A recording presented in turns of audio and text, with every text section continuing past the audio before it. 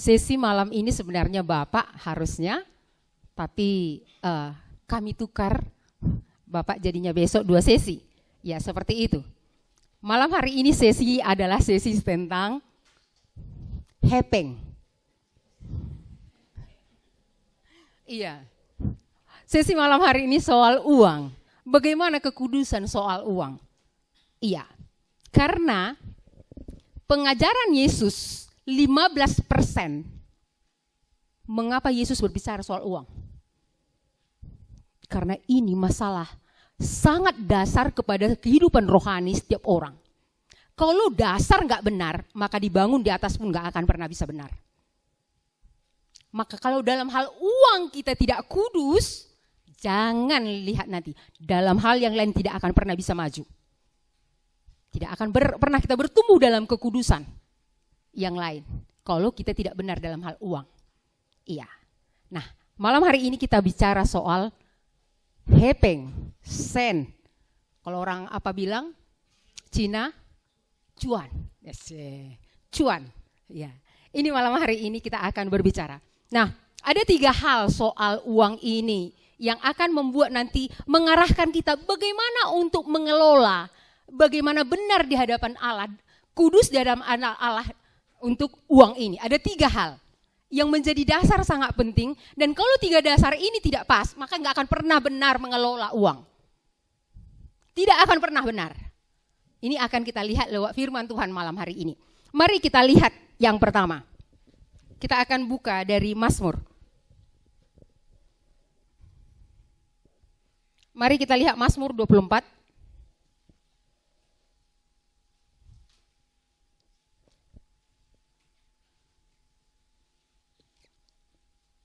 Ayat 1 dan ayat 2.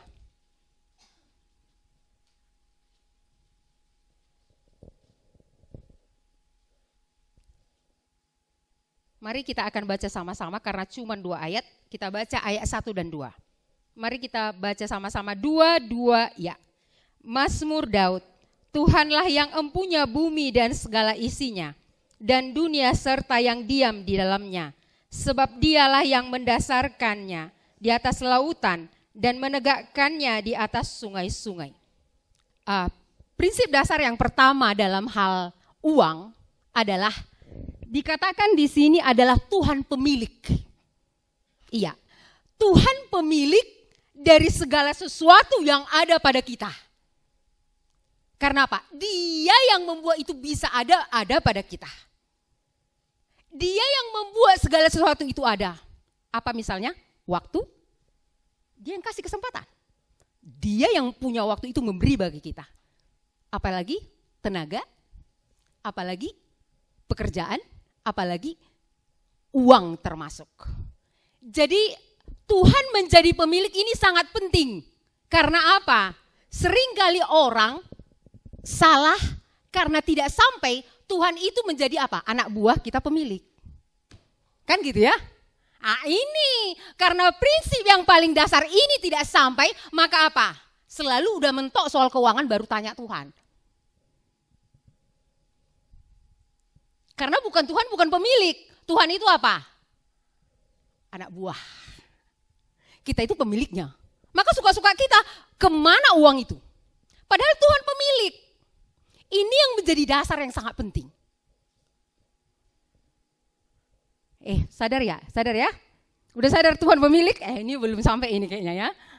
Sudah sadar Tuhan pemilik? Ini banyak yang gak ngaku ini. Kan karena apa? Iya ya, kayaknya aku pemilik selama ini. Iya kan? Kayaknya aku pemilik selama ini. Karena apa? Suka-suka sama uangku. Kalau dia pemilik, berarti kita harus tanya kepada pemilik itu kalau dia pemilik. Pernah gak kita bertanya sama Tuhan? Enggak kan?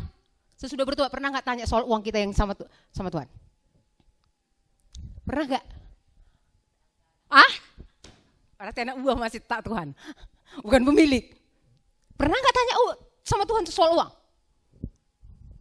Pernah gak serahkan ini Tuhan? Mau diapain uang ini?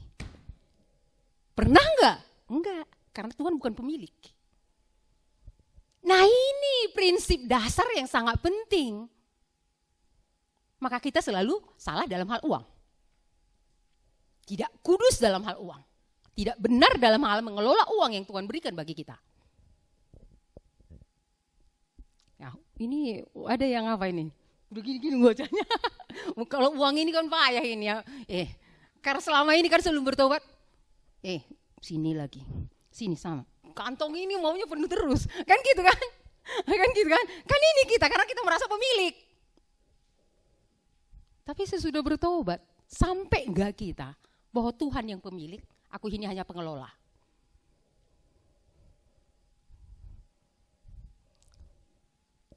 Ini sangat penting ya. Itu alasan pertama. Jadi dia yang dikatakan di sana, Tuhanlah yang mempunyai bumi dan segala isinya, dunia serta yang diam di dalamnya. Siapa yang pernah bertanya kepada Tuhan soal uang yang diberikan Tuhan baginya? Tunjuk tangan. Berapa kali kita nanyanya? Ana nanyanya berapa kali? Setiap ada uang kah? Jadi sekali-sekali ya. Iya, sekali setahun. Iya. Oh gitu ya. Siapa lagi tadi yang angkat tangan? Udah berapa lama nanya Tuhan? Waktu gajian ya? Waktu gajian. Udah berapa kali gajian ini? Sejak kerja? Kerja kuliah, mulai nanya ya. Tapi waktu kuliah uangnya pun gak pernah nanya ya. Nah itu dia kan. Nah ini dia. Jadi kita ini prosesnya ini sampai kepada itu tadi. Kita pemilik lalap. Karena itu tadi. Berapa orang lah kita yang bertanya kepada Tuhan. Kalau dia pemilik kita akan bertanya kepada dia. Di sini kacaunya nanti. Maka Tuhan memang gak limpahkan nanti kita berkat itu. Karena kita menjadi, dia yang menjadi buah aku pemilik. Ini yang kita lihat. Jadi Tuhan yang empunya. Jadi kalau ada setiap sen yang ada pada kita itu Tuhan pemiliknya. Maka Hudson Taylor ketika tinggal itu uang terakhir, uang makannya. Ada orang miskin dia lihat, karena waktu itu dia tinggal di daerah pekumuh, orang-orang kumuh untuk belajar bagaimana sebagai menjadi misionaris nanti, bagaimana hidup menderita. Karena bisakah dia dengan segala kenikmatan yang diberikan oleh orang tuanya? Bisa. Tapi waktu itu dia belajar hidup di daerah kumuh, dan itu uangnya yang terakhir. Tuhan bilang, kasih yang di kantongmu itu.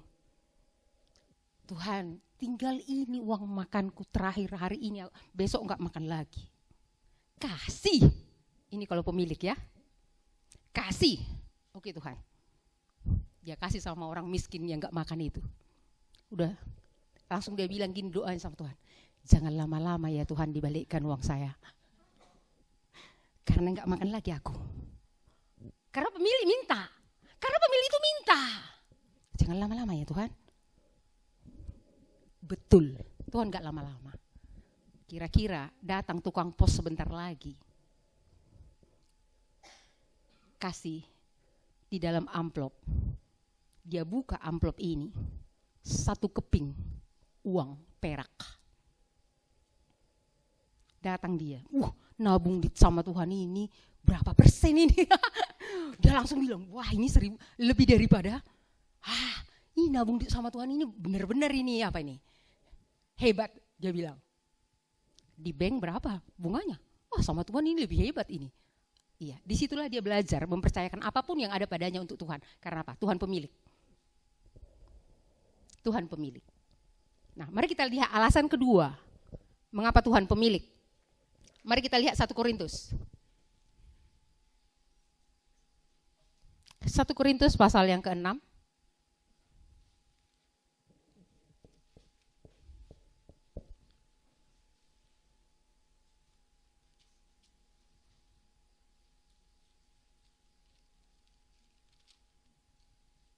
Ya, ayat yang ke-20.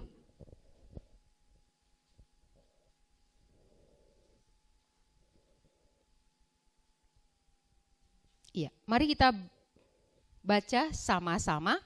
2, ya. Sebab kamu telah dibeli dan harganya telah lunas dibayar, karena itu muliakanlah Allah dengan tubuhmu. Kalau dalam terjemahan lain dikatakan, karena kamu sudah beli, hidupmu itu tidak milikmu lagi. Karena apa? Karena kita sudah terjual. Jadi kalau Tuhan sudah membeli lunas, berarti pemilik dari semua yang ada pada kita, ya Tuhan. Karena Dia yang membeli. Jadi semua yang ada pada kita itu milik Tuhan. Termasuk tubuh ini, termasuk uang yang ada pada kita. Ini alasan kedua, bukan hanya karena Dia yang menciptakan, tapi karena Dia yang menebus. Loh, kalau belum ditebus, apa artinya punya uang? Gak ada artinya kan? Tapi ketika kita ditebus, maka semua apa yang ada pada kita itu menjadi milik Tuhan. Karena Tuhan yang menebus. Dengan apa? Dengan darahnya yang mahal. Ini alasan, makanya Paulus sangat mengerti benar kalau Allah yang memiliki seluruh apapun yang ada dalam hidupnya, Dia tidak menahan apapun. Karena Allah pemiliknya. Allah yang sudah menebus dia. Nah, ini sangat penting prinsip yang pertama ini, supaya apa? Kita akan mengerti benar, baik nanti uang, baik waktu, baik tenaga, baik apapun. Makanya kasihilah Tuhan Allahmu dengan segenap hatimu, itu akan sampai ke sana, karena Tuhan pemilik. Karena Tuhan pemilik. Kalau Tuhan pemilik waktuku, maka waktuku ini tidak bisa untuk game. Tidak bisa untuk nonton. Karena apa? Tuhan pemilik waktu. Tuhan pemilik uang, Tuhan pemilik tenaga, Tuhan pemilik semua yang ada padaku. Tuhan pemilik. Orang yang punya uang langsung gini dia. Langsung gini dia mikir. Payah kalau kayak gini bertuhan ini ya. Kalau Tuhan pemilik diminta nanti semua kayak mana ini ya? Kan kira langsung ada yang apa nih, wajahnya agak apa? Kurang berseri. Gitu kalau masih pemiliknya Dia. Tapi kalau sudah pemiliknya, Tuhan udah berseri dia.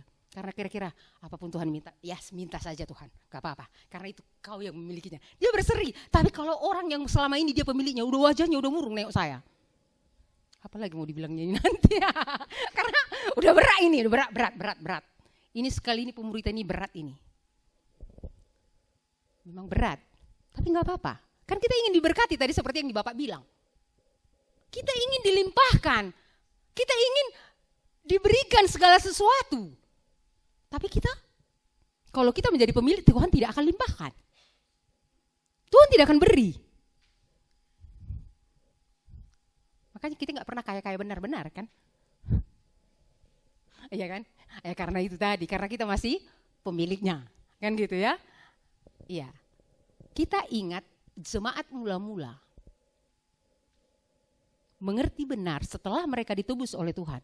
Milik mereka, uang mereka harta mereka tidak menjadi milik mereka. Makanya Barnabas itu cepat-cepat langsung jual tanahnya, gak tanya dulu istrinya. Gak tanya dulu yang lain. Jual tanah, diletakkan di kaki rasul-rasul. Karena apa? Dia bukan pemiliknya, Tuhan langsung ngomong sama dia, serahkan tanahmu itu. Dia gak tahan. Jemaat mula-mula itu tidak ada menahan apapun uang yang ada pada mereka. Karena mereka mengerti benar, setelah Tuhan menebus mereka mengerti, kami bukan pemilik uang ini.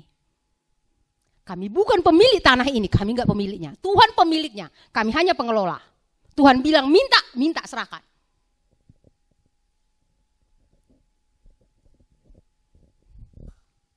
Ya, ini karena lelah atau karena agak berat ini ya. Iya, marilah. Iya, agak santai kita ya. Nanti kita akan lihat bagaimana Tuhan akan memberkati lewat kita sampai kepada Tuhan pemilik. Mari kita lihat prinsip yang kedua. Apa yang membuat kita tidak pas dalam hal uang? Ya, mari kita lihat 1 Timotius.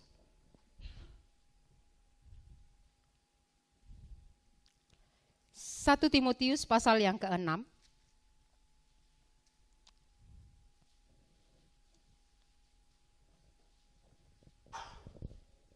Ayat 3 sampai dengan ayatnya yang ke-10.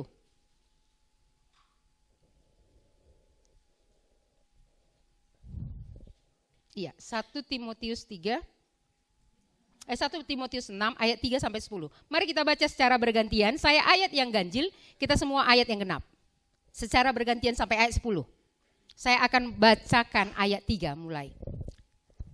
Jika seorang mengajarkan ajaran lain dan tidak menurut perkataan sehat, yakni perkataan Tuhan kita Yesus Kristus, dan tidak menurut ajaran yang sesuai dengan ibadah kita, ia adalah seorang yang berlagak tahu, padahal tidak tahu apa-apa.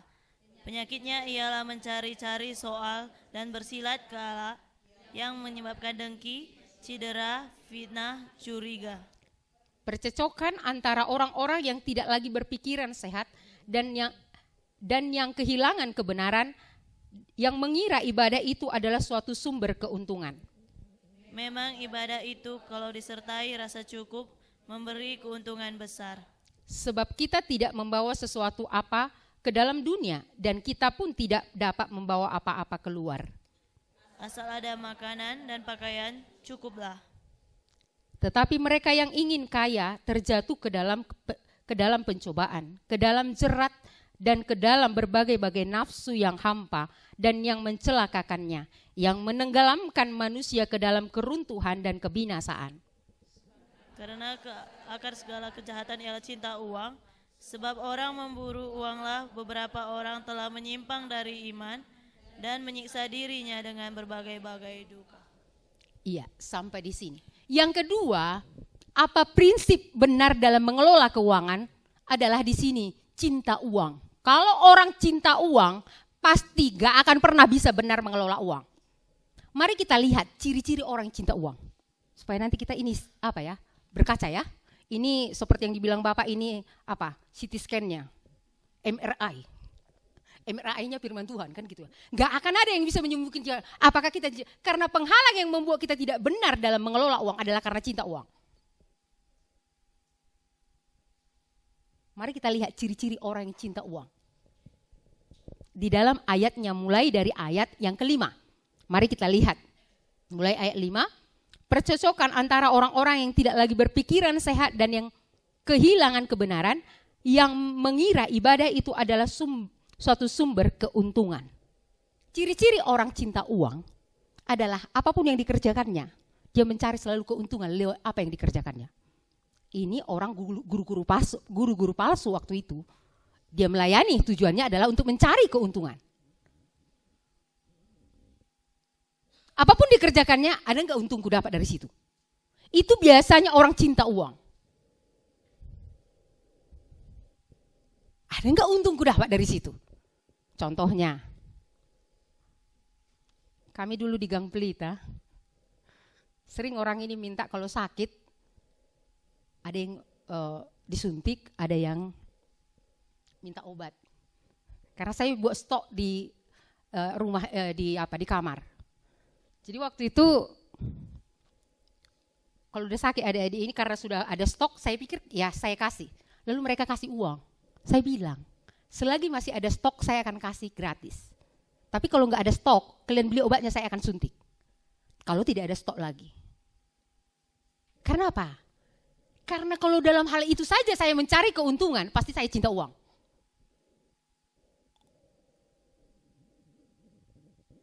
Loh,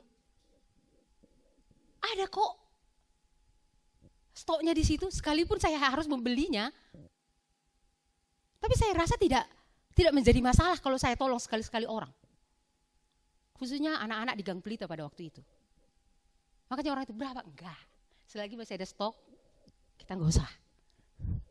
Semua gratis. Saya belajar untuk Untuk tidak mencari keuntungan. Selagi masih saya memberi, bisa saya kasih tenaga saya. Khususnya untuk orang-orang yang percaya. Tapi orang-orang yang tidak percaya juga saya belajar untuk mencari. Iya, saya dulu ibu yang tahu itu waktu itu. Bu, saya mau buka klinik, saya bilang. Datang ibu ini, ya udahlah carilah di daerah Tanjung Merawa dan Kampung Lalang. Karena daerah agak sedikit ke pinggiran. Saya, wah ini mantap kali ini apanya. Soal PC-nya, PC. Ini kan PC gitu, misi gitu kan. PC-nya apa? Bagaimana menjangkau orang lewat pelayanan kesehatan dengan orang miskin gratis. Itu waktu itu menjadi PC saya. Supaya apa? Bisa cerita Injil sama dia. Tapi orang yang punya uang bayar. Gitu. Jadi carilah ini ke Tanjung Brawa, udah cari. Gak dapat.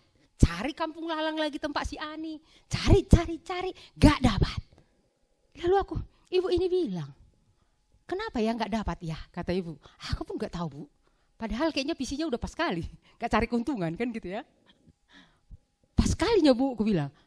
Iya ya, kenapa enggak ya? Rupanya terakhir karena Tuhan mau panggil jadi hamba Tuhan tadi. Gitu.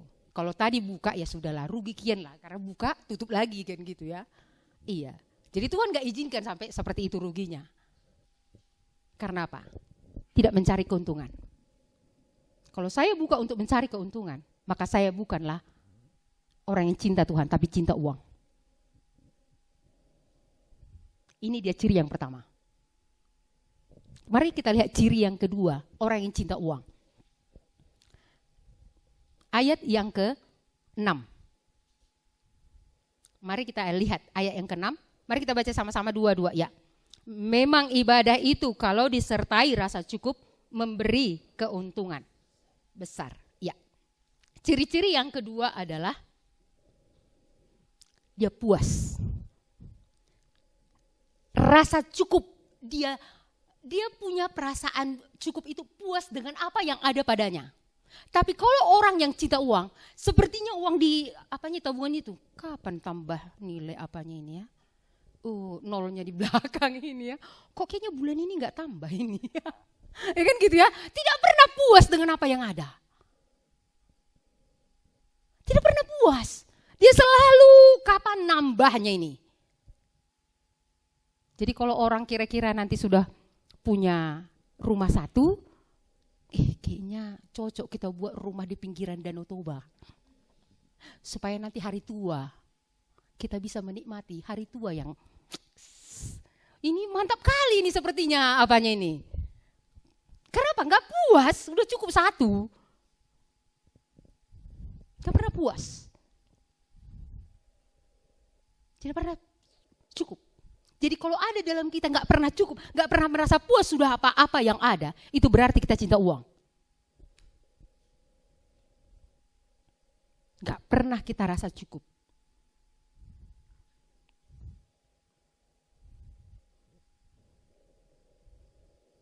Iya, Paulus itu katakan. Apa yang dikatakan Paulus? Dalam Filipi itu, Paulus katakan dalam Filipi itu bahwa aku tahu itu kekurangan, aku tahu itu kelebihan. Dalam segala perkara aku dapat tanggung. Karena apa? Itu cukup, sudah puas aku. Biarpun kekurangan, biarpun kelebihan aku puas. Itu kata Paulus. Gimana kita? Udah puas dengan tabungan yang ada? Wah, ini masih kurang ya. Kemarin kupikirkan tahun depan aku harus punya. Kalau di sepeda motor sudah punya ya haruslah punya mobil lah maunya ya. Atau enggak usah lah mobil. Ya kan gitu ya. Kalau anak perempuan dia, iya. Apa yang kurang? Iya maunya beli emas lah. Masa asal pulang kampung. Kami kalau pulang kampung orang Batak ini, kalau enggak ada emasnya, MC Liahna katanya. Ini yang paling malang ini. Dari masa? Iya. Paling kalau orang Batak itu pulang kampung harus lengkap semua ini. Iya. Seperti apa? Seperti toko emas berjalan. Iya. Jadi kalau nggak ada, kalau kayak aku ini, ada udah itu pasti datang Dino. Itu buruan itu paling malang itu dalam hidupnya. Karena apa? Nggak punya apa-apa. Maka orang Batak itu selalu mikirkan kalau dia perempuan lengkap barangnya. Kalau boleh lebih supaya nanti hari pertama keluar rumah yang lain, hari kedua keluar rumah yang lain lagi dipakainya. Oh suksesnya boru siapa itu? Katanya. Itu dia. Ya keluar orang Bataknya kan? Iya. Itu dia. Maka apa? Itu kalau orang Batak itu yang dipikirkannya. Makanya gak pernah dia puas apa yang ada. Iya, gak pernah puas apa yang ada. Ciri-ciri yang ketiga, mari kita lihat yang berikutnya. Ayat yang ke-7. Sebab kita tidak membawa sesuatu apapun ke dalam dunia dan kita pun tidak dapat membawa apa-apa keluar. Dia selalu merasa bahwa apa yang dia miliki ini nggak akan pernah dibawanya, akan dibawanya nanti ke setelah mati. Berbalik dari sini. Kalau firman Tuhan bilang kita datang dengan telanjang dan pergi dengan tidak membawa apa-apa. Tapi selalu dia bilang, timbun. Supaya apa? Nanti akan bawa. Dia akan nimbun karena apa? Dia merasa dia akan bawa. Dia akan timbun. Jadi konsep dia tentang hari kematian, dia akan apa? Dia merasa dia bawa. Bahwa dia tidak tahu bahwa itu tidak ada satu pun di bawahnya. Saya mendengar cerita tentang ada satu raja Mesir. Rupanya orang Mesir ini kalau mati itu ada pemahaman mereka akan bawa semua harta yang mereka miliki. Itu pemahaman orang Mesir. Jadi ada salah satu raja Mesir pada waktu itu namanya Raja Tut. Itu Raja Tut itu karena memang dia yakin nanti dia akan bawa semua emasnya ini ke setelah mati, di peti matinya ini semua emas. Peti matinya emas, kuburannya emas, semua terbuat dari emas. Karena dia pikir bahwa dia akan bawa itu nanti setelah mati. Umur berapa dia mati? Umur 17. Wow, coba kita bayangkan. Sepertinya dia raja yang hebat. Tapi 17 tahun. Hanya 17 tahun dia menikmati mas-masnya itu tadi. Mas Paijo. Hanya 17 tahun loh kalau dinikmatinya. Karena ada orang gak bisa menikmati ya. Tuhan bilang kan? Iya. Jadi nanti orang itu merasa bahwa harta ini akan dia bawa. Karena makanya dia timbun. Padahal ada orang nyanyi. Ku tak membawa. Nyanyi aja ini. Apapun juga saat ku datang ke dunia. Lihat tabungan. Tambah ini. Karena mau menimbun. Karena dia apa? Setelah aku mati aku akan bawa. Enggak sampai ku tinggal semua, enggak. Ah itu. Ku bawa semua. Pada akhirnya saat ku kembali ke surga datang Tuhan. Sama-sama gak boleh bawa. Karena lantainya aja emas. Dilarang bawa sampah. Kan gitu kata malaikat kan nanti kan. Karena lantainya aja emas, dindingnya aja Wah, kamu bawa apa? Kita bawa apa? Celek. Iya. Itu dia tadi. Ya kan? Enggak bawa loh. Makanya seperti orang kaya yang bodoh itu kan? Kan itu orang kaya yang bodoh itu kan? Wah, ini banyak uangku. Hasil ladangku ini banyak. Apa yang mau ku buat ya? Katanya. Wah, dia buat lumbung yang besar. Oh, kalau di gambar anak-anak itu, kalau buku anak-anak itu udah buat lumbungnya besar, masih kurang lagi karena hasil tanahnya makin melimpah. Oh, ini kurang ini. Lalu dia buat arsitek lagi bangunan yang lebih besar. Wah, buat lagi. Setelah itu apa? Hasilnya lebih banyak lagi. Wah, ini harus kubuat lagi lebih besar sampai 3 kali rombak. Dan apa yang terjadi? Sesudah itu aja kerjanya nimbun-nimbun. Udah kata Tuhan. Udah siap? Udah Tuhan. Udah malam ini yang kau pulang aja. Karena untuk apa panjang-panjang kau di bumi ini? Itu aja dahinmu. Lah, kalau itu aja urusan kita kan ngapain diperpanjang Tuhan umur kita? Orang nimbun kita. Untuk apa perpanjang? Pulang-pulang aja sekarang. Seperti itulah jadinya orang yang tidak kaya di hadapan Allah. Mau seperti itu? Enggak ya? Nah ini cinta uang enggak kita ya? Ini ciri-ciri cinta uang ini ya. Karena ini penghalang orang tidak bisa kudus dalam hal uang. Dan tidak bisa menjadi berkat di hadapan, tidak bisa menjadi kaya di hadapan Allah. Iya, mari kita lihat berikutnya. Ayat 8. Mari kita baca sama-sama, 2 ya. Asal ada makanan dan pakaian, cukuplah. Lah, kayak mana ini? Asal ada makanan dan pakaian, cukuplah. Sini tabungannya. Karena udah ada makanannya kan? Dari gaji tiap bulan kan? Sini tabungannya. Kata Tuhan. Karena asal ada makanan dan pakaian, cukuplah. Jadi berarti kalau orang sudah satu lemari pakaiannya, ingin lagi, itu cinta uang itu. Iya, cinta barang karena cinta uang, Bu. Iya, asal ada makanan dan pakaian cukuplah. Saya ingat dulu waktu kos di Gang Pelita. Itu karena merasa cukup itu sudah apa? Saya 8 tahun itu di sana, hampir 10 waktu itu saya kira. Untuk membeli lemari saya bisa. Tapi karena sudah merasa cukup dengan apa yang ada, saya lemari plastik. Selama 8 tahun. Karena apa? Saya pikir gini, kalau nanti pindah payah-payah nanti. Kalau lemari plastik kan udah 8 tahun tinggal buang. Jadi orang kalau datang, lemarimu kok lemari plastik katanya. Karena merasa sudah cukup ada pakaian dan makanan, cukuplah. Karena dengan kita mengadakan ada banyak itu makin banyak lagi merawatnya lah, ininya lah. Tapi orang yang nanti cinta uang, dia tidak akan pernah cukup dengan ada makanan dan pakaian, tidak cukup bagi dia.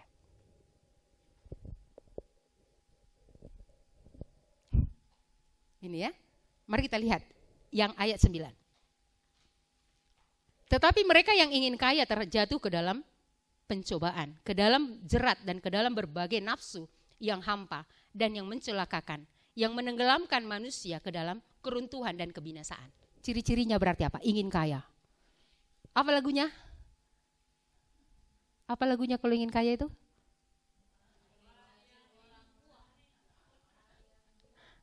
Enggak, lagu dunia yang ingin kaya.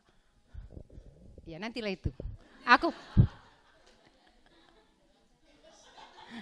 Iya, kalau aku andaikan aku kaya, itu andai.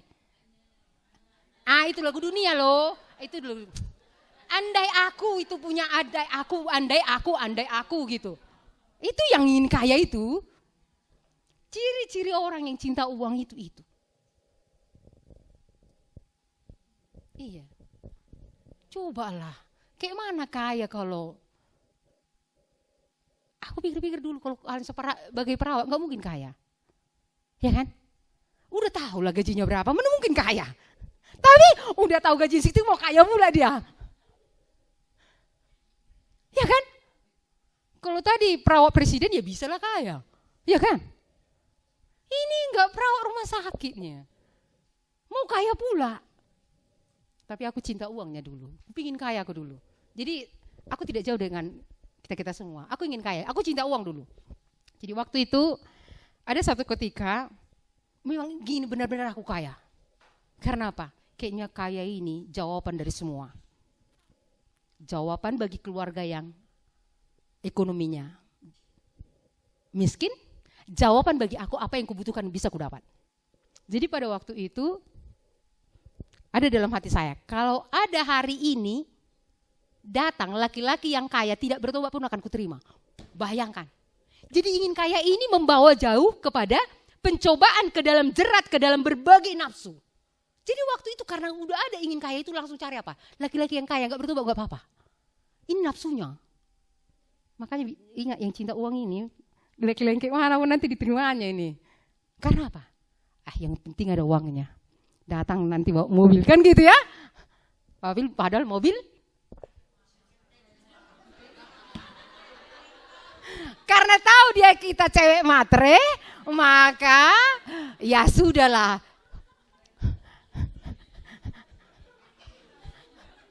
Mobil rentalan ya. Atau mobil mamanya. Atau mobil kredit baru bayar pula itu. Kita tinggal apa? Udah nanti menikah sama dia, Dek. Ini baru kemarin ini, Dek, katanya. Berbagai nafsu akan timbul ketika ingin kaya. Berbagai jerat. Berbagai akan membawa kepada kebinasaan.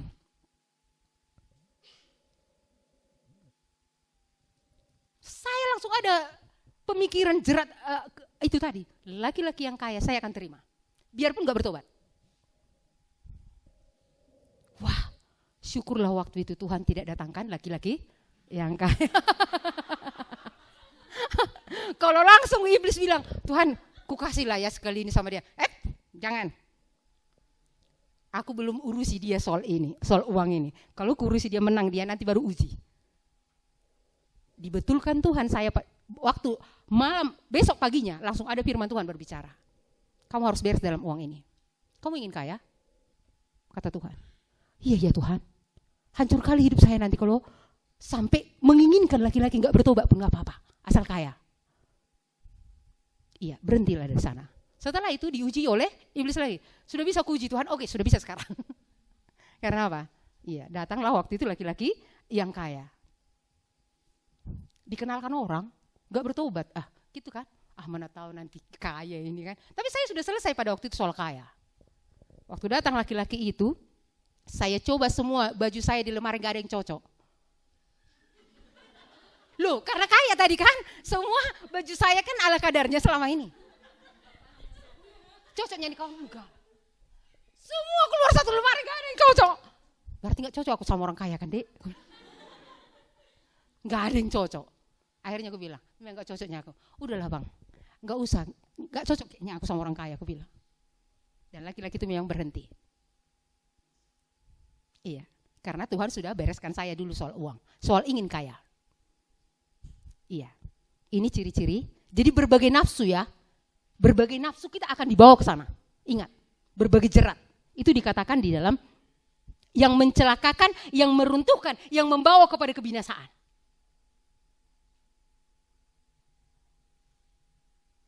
Iya, tapi kalau kaya di hadapan Tuhan gak apa-apa. Sering kali bukan kaya di hadapan Tuhan kita mau, tapi kaya diri sendiri. Nah kan gitu ya.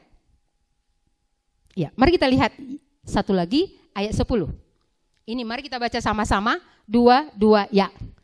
Karena akar dari segala kejahatan ialah cinta uang, sebab oleh memburu uanglah beberapa orang yang telah menyimpang dari iman dan menyiksa dirinya dengan berbagai-bagai duka.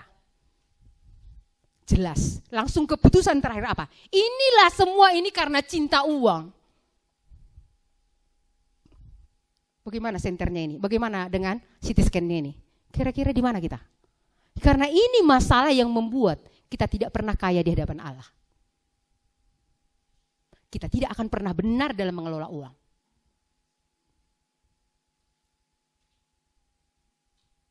Biarpun kita masih remaja, iya. Biarpun kita masih remaja, kita mungkin masih dapat uang jajan, tapi bisa nampak mulai sekarang itu apa? Cinta uangnya itu. Biarpun kita hanya dapat uang jajan.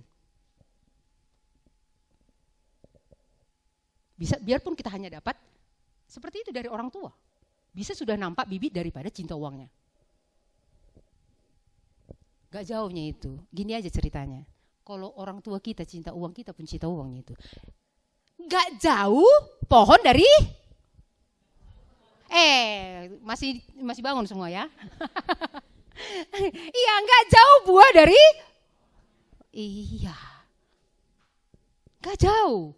Saya harus akui, saya cinta uang dulu. Saya tidak baik di hadapan Allah. Saya cinta uang, ciri-ciri ini ada pada saya. Karena apa? Bapak saya itu cinta uang. Saking cintanya sama uang, makanya ciri-ciri orang cinta uang kikir. Makanya orang kikir tidak bisa masuk kerajaan Allah. Ciri-ciri cinta uang itu adalah orang kikir. Bapak kami kikir. Jangankan untuk anaknya, untuk dirinya dia kikir. Maka uang yang kami kasih Tiap bulan disimpannya dia hanya makan ikan asin. Pernah satu ketika saya periksa tensinya tinggi kali. Loh, Bapak makan apa aja ini? Ya aku makan ikan asin. Mati kita. Pak, untuk apa uang Bapak itu kalau Bapak nanti mati, untuk apa uang Bapak itu? Dia menimbun. Maka setelah dia meninggal, ada uang 40 juta di lemarinya, gak disentuh-sentuh. Karena dia kikir. Orang cinta uang akan kikir. Makanya orang cinta uang biasanya apa? Tidak ada belas kasihannya sama orang lain. Makanya ada kemalangan, tunggu diminta dulu. Oh ada kemalangan ya, dicari lagi pula uang yang paling kecil. Gitu ya, cari pula itu uang paling kecil. Dia tidak ada belas kasihannya kepada orang lain. Tidak ada belas kasihannya. Makanya tetangganya pun gak makan-makan, dia gak tahu dia itu. Atau tidak peduli. Tahu tapi tidak peduli. Ini orang yang kikir. Oh ini orang yang cinta uang. Nah kita yang cinta uang atau enggak? Kita masih cinta uang atau enggak? Ini rahasia yang kedua. Karena kalau kita mencintai uang tidak bisa mengasihi Tuhan. Nanti kita lihat penjelasan berikutnya yang terakhir. Karena kita kalau cinta uang tidak mungkin kita cinta Tuhan. Tidak mungkin. Tidak mungkin kita cinta Tuhan. Maka pertumbuhan daripada kekudusan ini gak akan terjadi pada kita. Gak akan terjadi. Ikut retreat tahun berikutnya lagi. Tetap cinta uang. Gak akan pernah bisa bangkit. Retreat berikutnya, makanya dia selalu ngeluh. Aku kayaknya udah banyak aku dengar gitu ya. Ini kan ciri-ciri, ini sepertinya. Tapi ya tinggal melakukannya ini. Lalap gitu, tinggal melakukannya ini. Rupanya akarnya masih di sini. Mana mungkin bisa tumbuh apapun karena duri, kekhawatiran dunia dan daya tarik dunia, benih yang jatuh di semak duri itu akan menghimpitnya. Dan tidak pernah tumbuh benih itu sama sekali. Menjadi berbuah. Hanya tumbuh sebentar dan dia akan mati. Ini orang yang cinta uang. Iya. Ini yang kedua ya. Mari, ini sudah mulai ada yang senyum-senyum, berarti sudah mau, ya Tuhan, aku akan lepaslah cinta uang ini. Kalau ada yang senyum-senyum ya kan gitu ya. Iya. Mari kita lihat prinsip yang ketiga. Iya. Berapa lama lagi waktu saya? Nanti kepanjangan pula. Berapa lagi Bu?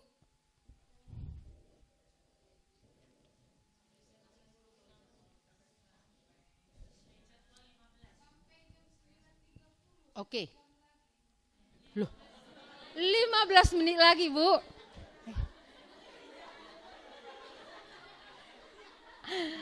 Oke, 15 menit lagi. Ya, mari kita lihat prinsip yang ketiga terakhir. Matius. Iya, langsung semua ya apa ya? Matius pasal yang ke-6. Prinsip yang ketiga. Satu lagi, Matius pasal 6 ayat 19 sampai dengan ayat 24.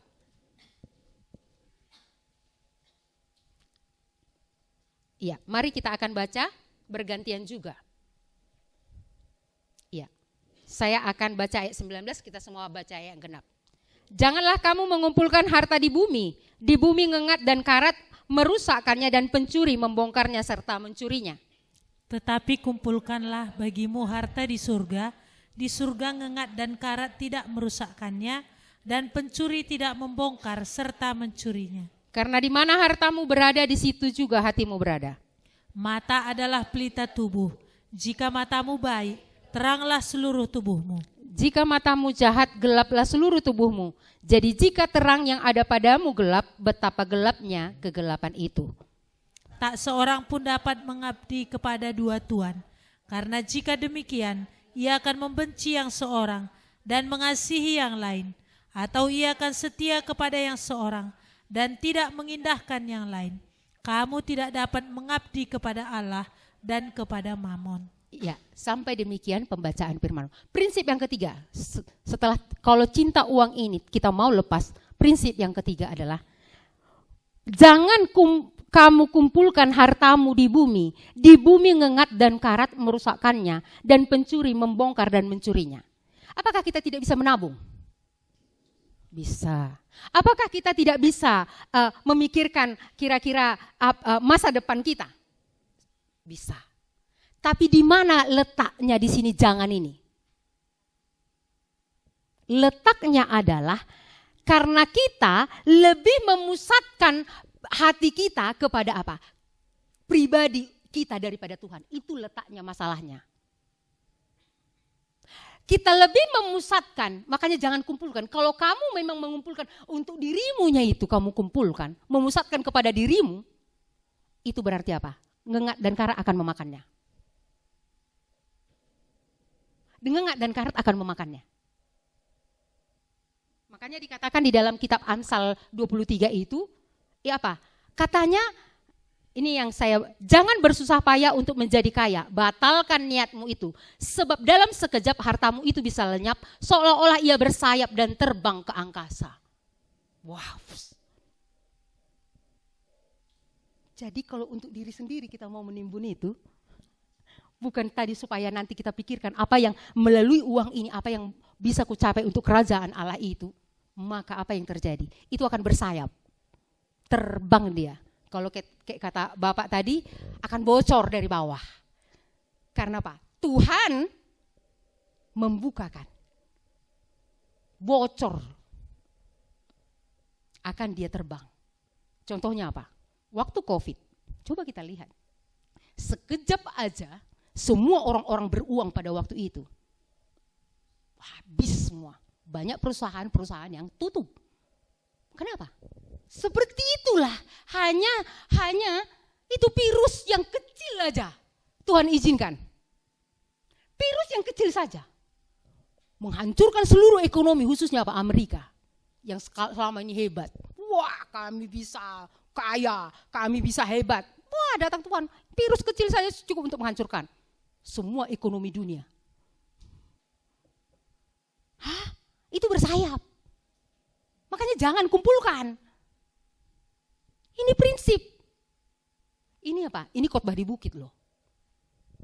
Murid-murid Tuhan bilang jangan mengumpulkan. Padahal mereka sudah tinggalkan semua loh. Kok dibilang jangan mengumpulkan lagi? Mereka kan sudah tinggalkan semua. Petrus sudah tinggalkan 2 perahu ikan. Petrus sudah tinggalkan semua loh. Tapi kok justru Tuhan ingatkan lagi jangan ngumpul.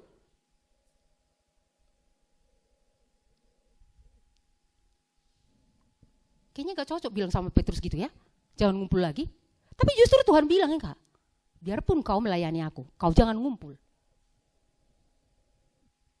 Jangan kumpulkan hartamu di bumi. Karena apa? Akan bersayap nanti itu. Mau lihat sayapnya? Udah lihat sayapnya kan? Udah. Tiba-tiba datang sakit. Dokter periksa. Penyakit Anda kayaknya ini banyak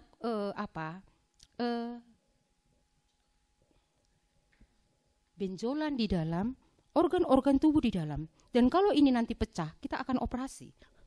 Langsung jadi gimana dokter? Ya itulah Bu, nanti tinggal tunggulah pecahnya katanya.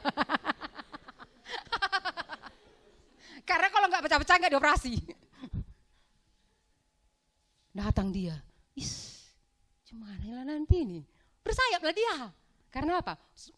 Datanglah kau harus makan gizi yang bagus loh. Jadi kayak mana itu?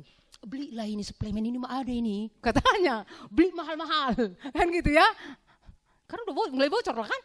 Mulai bocor. Ngengat dan karat memakannya. Jangan kumpulkan. Ini prinsip. Iya, bisa menabung bisa. Tapi kalau itu untuk hanya apa katanya tadi? Kalau itu memusatkan perhatian kita pada diri sendiri, tidak lagi kepada Allah, itulah yang salah. Tidak lagi kepada Allah. Jangan kumpulkan. Maka dikatakan di sana, apa yang harus kita lakukan? Tetapi kumpulkanlah bagimu harta di sorga ngengat dan karat tidak merusakkannya, dan pencuri tidak membongkar serta mencurinya. Iya. Tetapi kumpulkanlah hartamu di sorga. Saya senang dengan kesaksian-kesaksian orang-orang yang mengumpulkan hartanya di sorga. dan saya menangis mendengarnya. Iya. Ada satu orang, itu orang yang sangat kaya. Iya. Dia punya kesuksesan di dalam, punya restoran, dia punya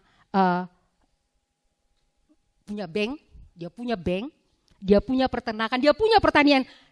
Nah, dia pada waktu itu, pada usia, orang kaya ini pada usia 59 tahun, satu yang dia pikirkan apa? Dia ingin membuat rumah di pinggir pantai. Orang-orang barat kan biasa gitu ya. Untuk hari tuanya, untuk menikmati hari tuanya.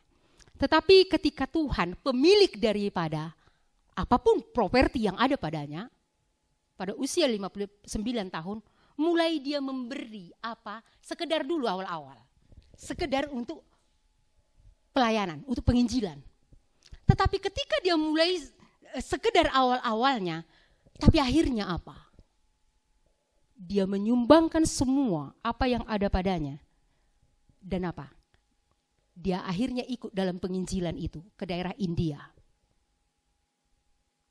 Karena apa? Mengapa dia akhirnya mengumpulkan harta di sorga tadi? Karena apa? Dia mengerti itu yang kekal. Karena menyimpan harta di sorga itu yang kekal. Karena menyimpan di bumi itu akan ngengat dan karat memakannya. Seluruh properti dia. Akhirnya dia berikan semua keuntungan-keuntungnya untuk pemberitaan Injil. Secara khusus ke India. Waktu saya baca itu saya menangis. Masih adakah hati seperti ini pada kami Tuhan? Yang memberi apapun yang ada pada kami. Untuk apa? Menyimpan harta di sorga.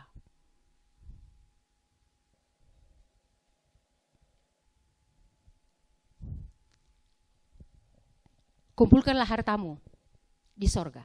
Mari kita lihat sedikit lagi ya. Di dalam ayatnya yang ke-21.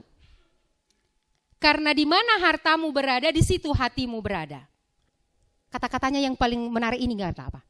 Hati kita selalu mengikuti kemana kita menaruh uang kita. Jadi kalau kita bilang hati kita mau sama misi, uang kita tidak ada ke misi. Mana mungkin hati kita ke sana? Maka apa? Asal lewat orang udah apa? Mau mati pun sudah tahu. Kaulah layani dia. Kau yang lain dia katanya. Gak ada hatinya. Karena apa? Uangnya gak ke situ. Kemana uangmu kamu simpan, ke situlah hatimu. Hatimu akan mengikuti kemana kamu menaruh uangmu. Apakah di bumi atau di sorga. Jangan lupa, ini prinsip daripada Tuhan. Dia tahu rahasia yang membuat apa yang terkandung dalam hati kita.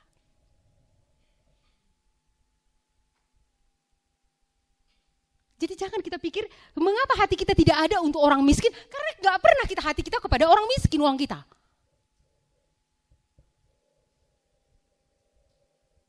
Gak pernah. Mana mungkin kita ada hati untuk orang miskin? Karena kita tidak pernah memberi uang untuk orang miskin. Saya pernah punya pengalaman itu. Waktu itu saya berhentikan untuk ke misi persembahan saya selain perpuluhan. Nah, perpuluhan itu memberi bagian Tuhan. Jadi itu belum memberi bagi Tuhan. Iya. Jadi sudah semua ini memberi perpuluhan ya. Itu ini. Tapi waktu itu saya berhentikan ke misi uang saya. Ini saya bilang, kok hati saya makin kering Tuhan, kenapa enggak seperti dulu hati saya untuk jiwa-jiwa yang terhilang itu. Tuhan bilang, kamu berhentikan uangmu untuk misi. Wah, iya Tuhan, betul. Sejak waktu itu, saya tidak akan pernah berhentikan untuk misi. Lalu waktu itu pernah Tuhan ngomong lagi, kenapa hati saya untuk orang miskin ini kurang Tuhan? Sebab uangmu tidak ada untuk orang miskin.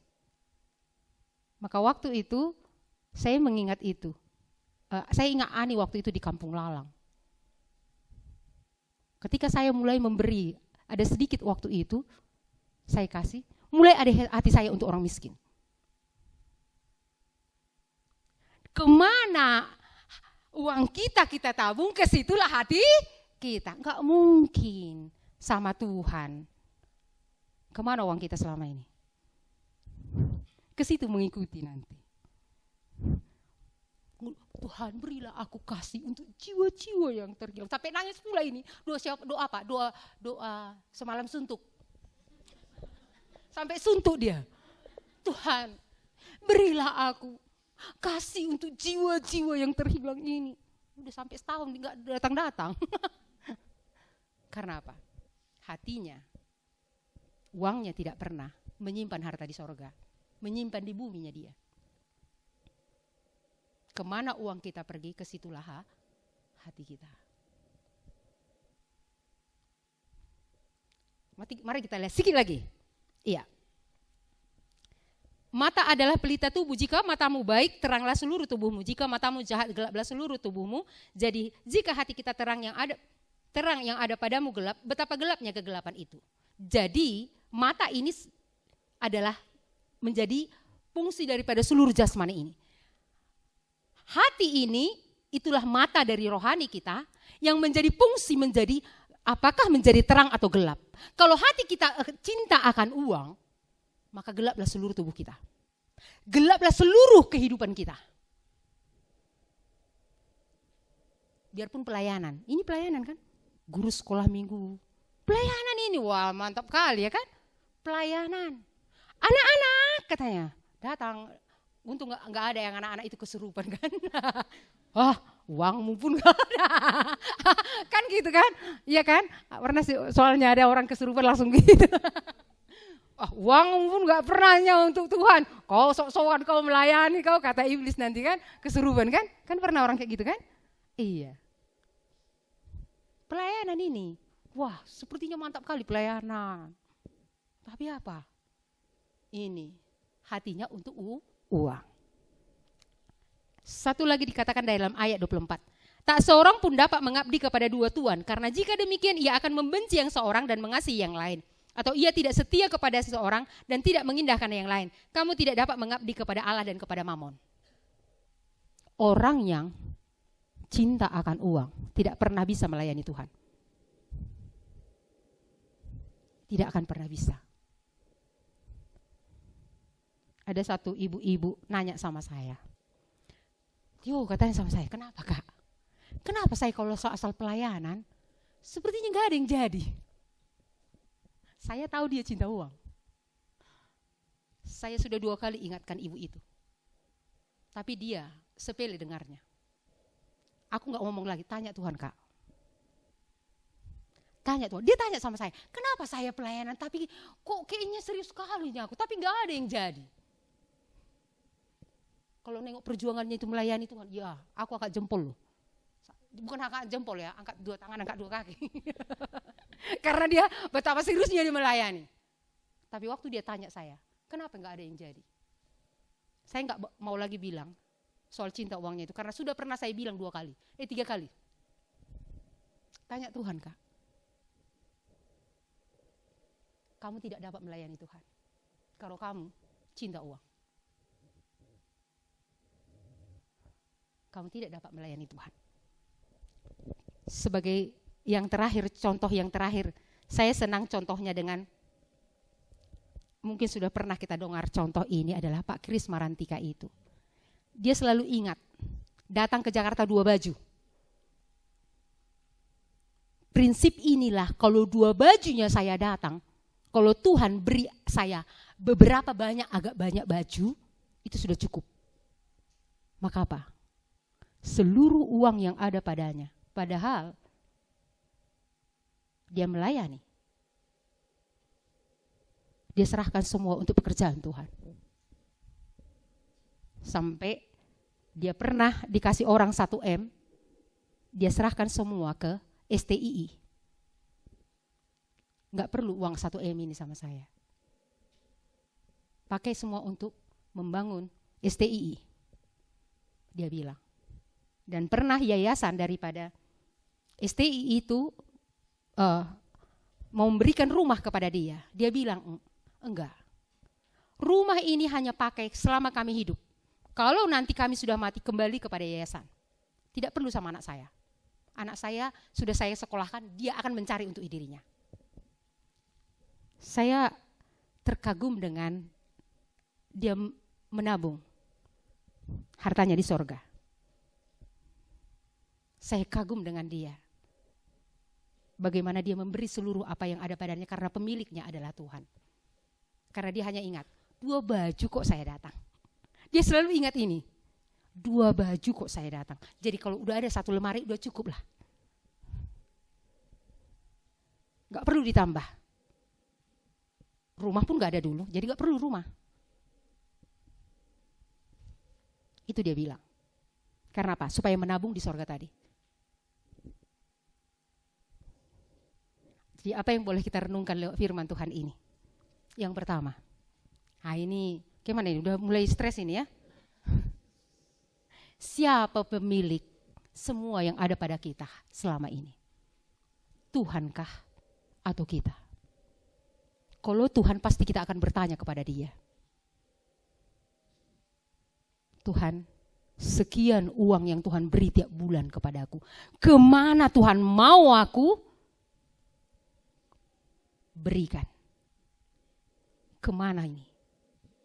Ini enggak, udah siap perpuluhan. Udah ini, perpuluhan aja. Semua masuk. Jangan ada lagi ya. Ada orang meninggal, ada pula orang meninggal ini. Ada pula orang meninggal ini. Karena udah perpuluhannya jadi apa? Perpuluhan. Langsung, enggak boleh lagi keluar.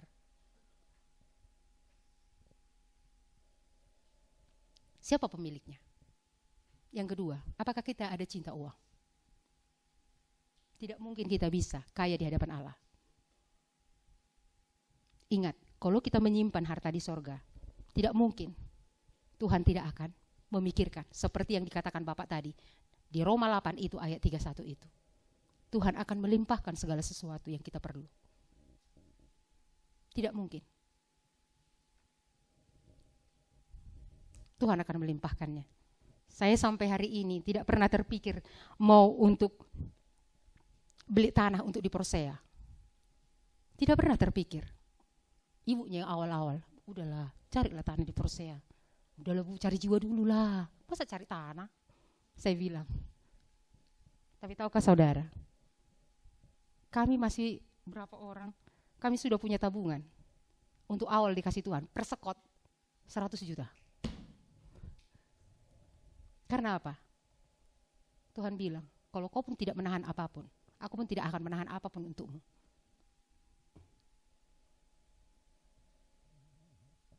Iya. Kalau engkau tidak pernah menahan apapun, aku pun tidak akan pernah menahan apapun untukmu. Ini menjadi kaya di hadapan Allah. Di manakah kita simpan harta kita? Ingat, ada sayapnya nanti, terbang dia. Saya terbang. Iya, terbang dia nanti. Di mana kita kumpulkan? Orang yang cinta uang tidak pernah bisa melayani Tuhan. Karena tidak akan berkenan di hadapan Tuhan. Ini yang boleh kita renungkan. Oh, sampai di sini. Ada yang mau kita tanya atau mau kita tambahkan? Ini gimana ini ya? Pulang dari sini kira-kira gimana ini?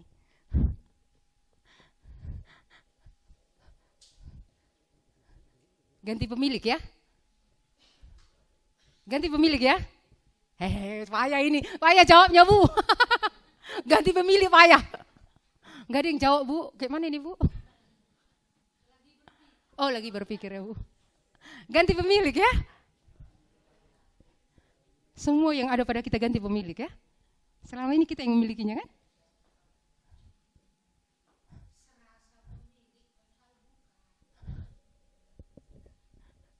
Padahal semua hanya kita pengelola. Kita marketingnya aja. Manajemennya aja.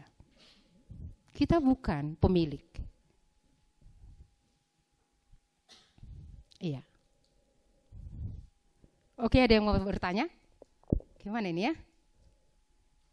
Kalau bicara soal uang ini memang agak sensitif ini.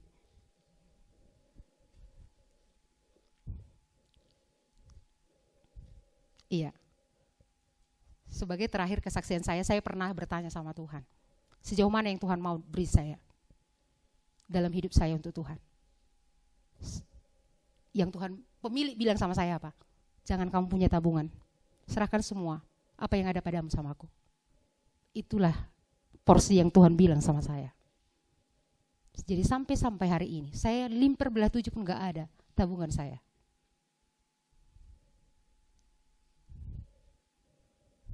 Karena apa? Pemilik bilang, serahkan semua sama saya. Jadi asal ada orang butuh saya jadi cepat-cepat lah, karena semua sama dia.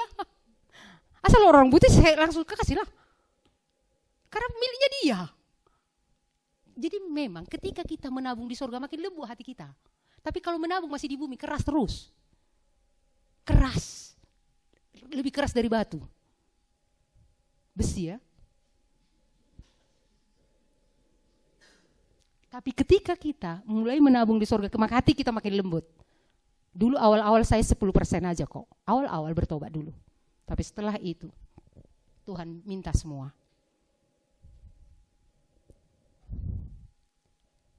Iya.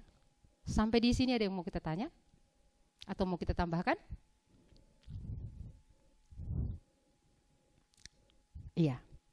Cukuplah ya. Mari kita nyanyi satu lagu ini sebelum kita akhiri.